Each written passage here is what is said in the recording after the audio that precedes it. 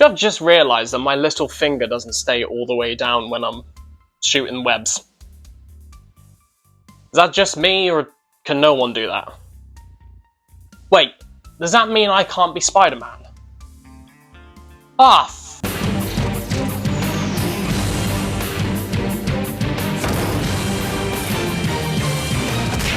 Do I get to say thank you this time?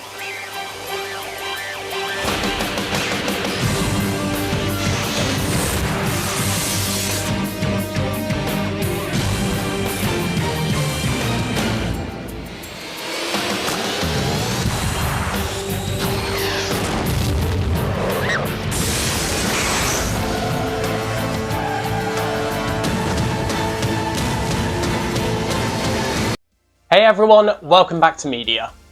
Today I'm talking about a movie that still means a lot to me personally. Spider-Man 2002, directed by Sam Raimi.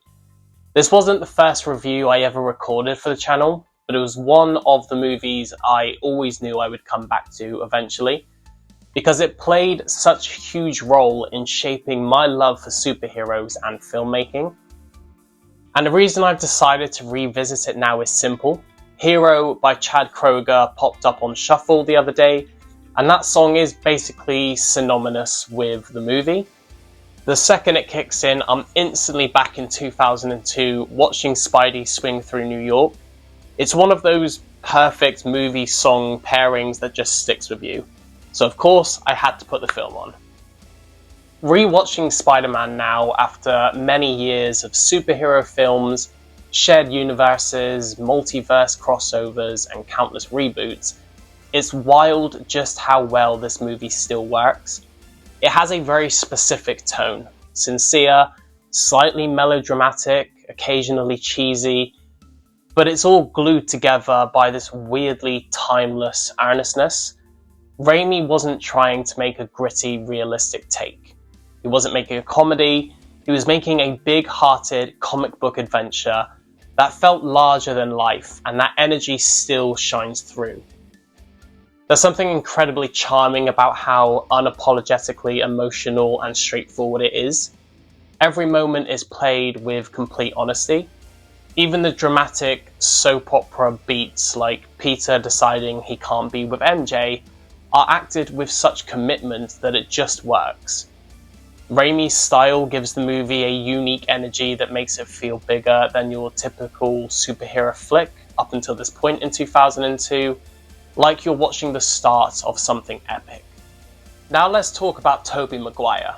At this point we've had multiple interpretations of Spider-Man: Andrew Garfield's edgy, awkward charm, Tom Holland's youthful, hyperactive energy, but Tobey still stands out because of how vulnerable and earnest his version of Peter is. He plays Peter as someone who feels the weight of responsibility on his shoulders. He's not the perfect Spider-Man though. He doesn't throw quips mid-fight, and the film doesn't really dive into his scientific genius the way later versions do. That's not on Maguire, that's purely a screenplay choice.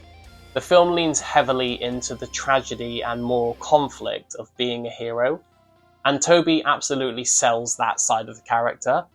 He's the softest, most emotional interpretation, and honestly, it fits the tone of Raimi's world beautifully. It's also impossible to talk about Spider-Man without acknowledging its influence. Alongside X-Men, which came out in 2000, and Blade in 1998, this movie changed everything. Before this era, superhero films were hit and miss at best, campy, low budget, or simply not taken seriously. Then Spider-Man came along and proved these movies could be massive blockbuster events. This was the first film in history to break the $100 million opening weekend mark. That's huge. It showed studios that superheroes weren't just for kids or comic readers, this was mainstream entertainment. You can draw a straight line from Raimi's Spider-Man to the MCU's existence. Without this movie working as well as it did, I'm not sure we'd be where we are today with comic book cinema. One thing that absolutely still holds up is the cast. Willem Dafoe as Norman Osborn is phenomenal. He gives one of the most committed, unhinged performances in any comic book movie. The mirror scene where he argues with the Goblin persona, that's pure Raimi horror. Snappy editing, creepy lighting, just unfiltered madness. Dafoe goes all in and the movie is better for it. Then there's J.K. Simmons as J. Jonah Jameson, still unmatched. Every line of delivery is rapid fire perfection. He's so good that he even returned to the role over 20 years later. The world collectively agreed no one else can touch that role other than Simmons. The supporting cast, Kirsten Dunst, James Franco, Rosemary Harris, they all bring this grounded sincerity to the movie. It makes the emotional moments hit harder than you'd expect from a 2002 superhero film. Danny Elfman's score remains iconic. It feels heroic, dramatic, and instantly recognizable. There's a weight to the music that fits Peter's internal struggle, but still captures the fun of swinging around New York. The costumes are another highlight. The Spider-Man suit is bright, bold, and comic accurate. The Green Goblin suit does get some criticism for looking too plastic, and I've heard people say he looks like a Power Ranger, but personally, I think it works within the heightened tone of the film.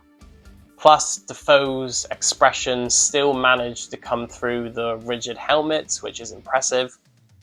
As for the visuals, yes, some CGI doesn't hold up, especially the early swinging shots, but honestly, it's still enjoyable. It never took me out of the movie because everything else around it, the storytelling, the atmosphere, the pacing, just pulls you along. Now, there is a glaring plot hole that I can't help but think about every time I watch this movie. The movie mentions there are 15 genetically modified super spiders at Columbia University. One bites Peter, and then the film never mentions them again. Where did they go? Did they get destroyed? Are they still there? Did someone else get bitten while taking photos for a science project? It's a tiny detail, but one that sticks out more and more on rewatch. So, after all these years, how does Raimi's Spider-Man hold up? Honestly, really well. It's not perfect, and superhero movies have evolved massively since, but there's an honesty and charm here that modern films sometimes lack. It has heart, it has style, and it has that unmistakable Raimi flair. I'm giving it a 3.5 out of 5. Not because it's average, but because I know what comes after. I know how good Spider-Man movies can get, but this is where it all started for me, and it still holds a special place in my film-loving heart. If you enjoyed the video, drop a comment, hit that like button, and subscribe for more reviews. Let me know your favourite Spider-Man movie and where this one ranks for you. Thank you so much, and I'll see you at the next one.